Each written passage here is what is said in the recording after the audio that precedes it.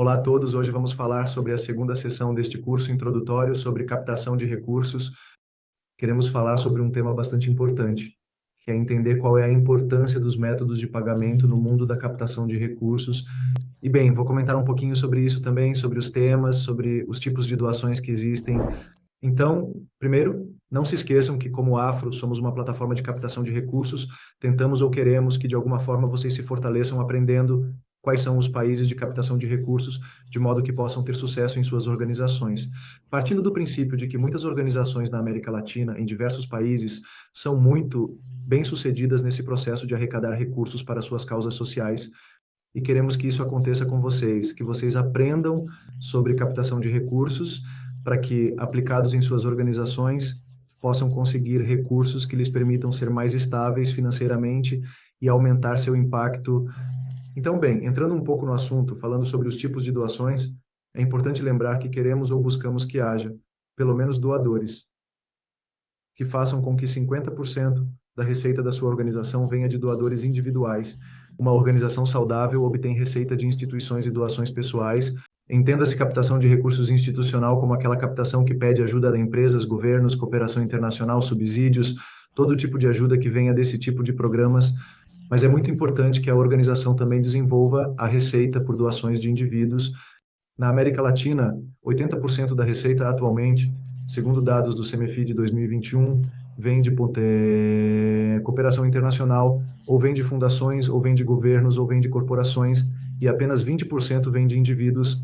Mas acontece que nos países onde a captação de recursos é mais desenvolvida, é exatamente o contrário, temos uma receita que vem em 80% de indivíduos, 78% exatamente, por exemplo, nos EUA, e apenas um remanescente de 20 a 22% de corporações. Então, estamos invertidos, temos que desenvolver a base de indivíduos, e o importante é entender que isso realmente funciona, porque há organizações na América Latina que fazem isso e fazem de maneira sistemática, fazem bem, crescem, conseguem mais doações e, de alguma forma, estão sendo bem-sucedidas em seu processo. É isso que buscamos que vocês desenvolvam. Como é que alguns vizinhos fazem isso bem? Como eu faço para fazer isso bem? E esses vizinhos dos quais eu falo, outras organizações estão em diversos tipos de causas, não apenas na causa humanitária, não apenas na infância, mas também em causas como infância, ecologia, religião, educação, vulneráveis, idosos, a todo tipo de causas, desenvolvimento também, claro, todo tipo de causas abrigadas sob essa base de indivíduos bem-sucedidos hoje em dia. Então, se o vizinho é bem-sucedido, eu também devo fazer isso. E é um pouco isso que buscamos com vocês ao pedir que, por favor, desenvolvam a formação de indivíduos. Então, em 2021, dentro dos indivíduos ou pessoas físicas, existem dois tipos de doações. Está a doação que provém de doação recorrente. É alguém que diz, vou te dar uma doação mensal, vou te doar todos os meses, meu valor vai ser tanto por mês. O valor médio na América Latina varia um pouco de país para país, varia um pouco de campanha para campanha. Digamos que em campanhas que são baseadas em contact center ou face a face, a média pode estar entre 12 e 15 dólares por mês. Quando faço campanhas digitais, a média tende a aumentar claramente, né? São mais difíceis de executar em certo sentido, mas digamos que tendem a ter um valor um pouco maior, 18, 20 dólares, mais ou menos, algo assim. Isso varia de país para país. Há países com maior capacidade aquisitiva, por exemplo, o México, onde a doação média é um pouco mais alta. Há países que têm uma capacidade aquisitiva menor, como a América Central, então suas doações tendem a cair naturalmente. É um pouco do que acontece, mas funciona. Então, eu tenho doadores que são doadores recorrentes, eu tenho doadores que são doadores únicos. Doadores únicos são aquelas pessoas que concordaram em te dar uma doação. Por meio eletrônico, te deram a doação, mas não se comprometeram a um valor fixo. Porque isso é importante, porque, de alguma forma, a pessoa que concordou em te dar a doação tem uma qualificação muito maior para te dar novamente. E, de certa forma, você busca isso. Então, há algo importante aqui. E com isso introduzo o próximo tema, que é o tema das formas de pagamento. Quais são as formas de pagamento? Então, digamos que as formas tradicionais de pagamento são, por exemplo, eu recebo doações que vêm de cartões de crédito ou cartões de débito. Aqui faço um pequeno parêntese. Os cartões de débito, que são os cartões que estão atrelados aos fundos disponíveis na conta bancária, tem dois tipos de padrões ou normas. Existem cartões de débito que estão padronizados nos padrões da Mastercard ou Visa, dos grandes cartões de crédito, de forma que funcionam como um cartão de crédito, onde diz pagar com cartão de crédito, você usa seu cartão de débito. A transação é igualzinha. Há países onde isso ainda não é um padrão, são poucos, mas existem. Então, por exemplo, se eu vou ao Peru, eu encontro de alguma forma que os cartões são assim.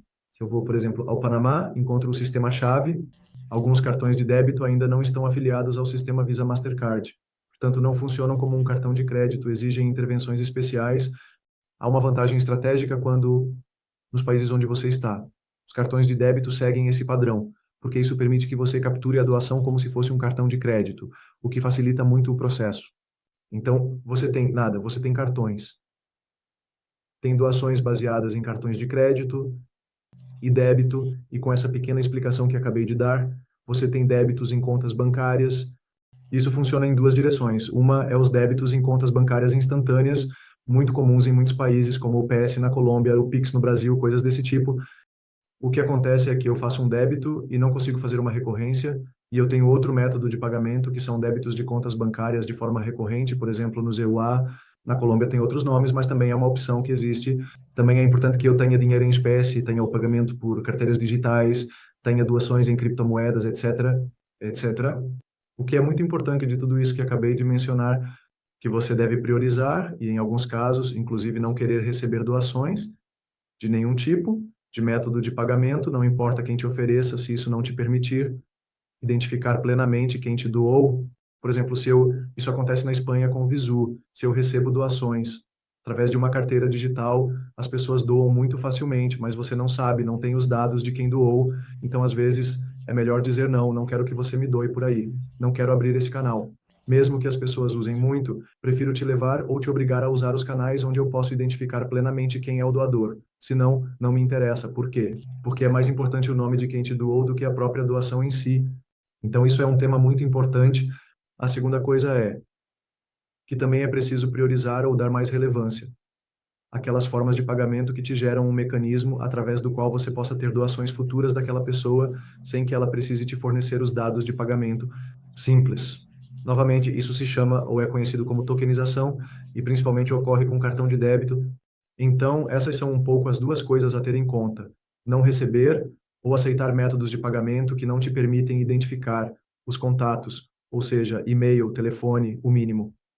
Doações, principalmente, muito cuidado com as carteiras digitais, estão na moda, todo mundo as usa, mas não são boas para comprar, tenham cuidado com isso. E a segunda coisa, priorizar os métodos de pagamento que te permitem tokenizar, tá bom? Então, esses são comentários importantes. Além disso, bom, eu gostaria de mencionar algo que é importante, que é o que é um PSP usando a um provedor de serviços de pagamento, ou como conhecemos na América Latina, uma passarela de pagamento ou gateway de pagamento. Digamos que todos os países têm esses atores. Esses atores o que fazem é basicamente integrar você entre o que você faz e, desculpe, entre sua organização e o banco. O banco o que faz é que, para que alguém possa se conectar, coloca padrões de segurança muito altos que são muito difíceis de executar e, além disso, exige certificações adicionais para o manejo da segurança. Entre o que um PSP faz, ele se certifica no manejo das informações para garantir a segurança dos doadores e, acima de tudo, dos métodos de pagamento, e depois faz a implementação da conexão com o banco através de todos os padrões que existem em um país de maneira local. Então, o método de pagamento o que garante é isso, o que buscamos, ou digamos que por assim dizer. Importante aqui, tá? É importante entender que as passarelas em um país sempre têm muitas opções. Não existe uma única passarela. As passarelas não são todas iguais. O erro mais frequente que eu encontro em todos os meus clientes é que eles sempre se preocupam com um único fator das passarelas, que é quanto cobram, qual é a comissão, qual é a porcentagem, qual é o valor que estão me cobrando para que eu possa usar essa passarela. Acontece que esse é um fator, pode ser importante sim, mas não é o mais importante na execução, na escolha de qual é uma passarela. Digamos que há coisas adicionais que as passarelas precisam ser consideradas. Bom, temas que você tem que avaliar na hora de escolher uma passarela. Primeiro, qual é uma forma de pagamento? Qual é uma forma de pagamento que a passarela permite? Quais são as tarifas que uma passarela te oferece? Para as tarifas, claro, não importa, mas repito, não é o único fator. Quais são os processos de controle de risco que te oferecem? Tem uns que são grátis, outros que estão incluídos, outros que te cobram por esse processo. Quais são as regras? Você pode participar, eles não te deixam participar das regras. Passarelas baratas, por exemplo, passarelas que não têm sofisticação. A primeira coisa que fazem é bloquear todas as transações internacionais porque acham que são de alto risco. Acontece que isso se aplica a algumas indústrias, como o e-commerce, mas isso não se aplica, por exemplo, ao mundo das fundações ou das doações, porque você tem algo chamado diáspora, que são pessoas do seu país vivendo em outros países que querem apoiar Então, um exemplo de uma má política de risco aplicada. Então, é importante entender com a política de risco que a passarela te oferece. Você tem a tecnologia. Aqui estão 4 aspectos importantes que você tem que considerar a nível de tecnologia. A primeira coisa é se tokeniza ou não tokeniza. Passarelas que não tokenizam não nos interessam e há passarelas que nos tokenizam. Pior ainda, passarelas que te cobram para tokenizar. Eu tokenizo, mas te cobro. Não são passarelas interessantes. A tokenização tem que inferir de forma nativa e ser acessível através de API. Depois, leve em conta também o tema dos webhooks. Webhooks é a forma como a passarela vai te devolver a informação. Passarelas enormes em alguns países têm um webhook. Então, se eu sou uma organização que tem um e-commerce e doações e não consigo separar as transações por não ter mais de um tipo de webhook, isso automaticamente é um problema. Então, é muito importante que as passarelas permitam ter webhooks, que são as formas através das quais nos notificam sobre qual foi o estado de uma transação, se foi aceita, não foi aceita, se foi correta, etc. Webhooks essenciais. Um só não basta. Passarelas impressionam. A API, vital, e não são mais passarelas porque tem um só webhook, não permitem que você possa trazer essa diversificação. A API é uma das coisas mais importantes. A API é algo que você nunca vê quando fala com uma passarela. Quando você vai falar com um vendedor de uma plataforma, ele diz: "Ei, somos ótimos, cobramos, temos tantos clientes, temos tanto dinheiro em transações por mês e cobro barato", mas você não sabe se a API deles, que é a parte mais importante de todo esse processo, permite a construção de uma jornada de doação amigável. O que é uma jornada de doação amigável? Quando você vai fazer a doação e de repente a doação te obriga a sair da página da web onde você está.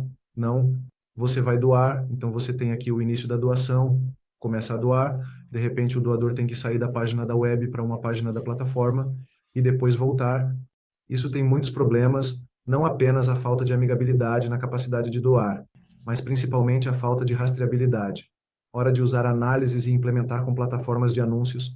Se as plataformas não me permitem fazer isso, as plataformas simplesmente não servem, você não consegue fazer marketing de uma maneira eficiente, então não pode priorizar plataformas que de repente cobram muito barato, mas que têm erros na sua API, que não é uma API rica, uma API amigável para que você possa fazer um bom processo, ser uma construção de jornada que seja realmente amigável. E são coisas que quando você vai falar com um vendedor de uma plataforma, você não tem ideia de que essas coisas são importantes. Portanto, você acaba perdendo oportunidades muito grandes na hora de construir uma jornada importante para vencer. Por que que eu falo muito da jornada? Porque, porque convencer alguém a te apoiar e a te doar é muito difícil. Você não está dando nada, não está oferecendo nada em troca de dinheiro. As pessoas vão te dar dinheiro e não esperam nada em troca. Isso é difícil. E é que há um fator de convicção emocional que não é tão fácil de conseguir.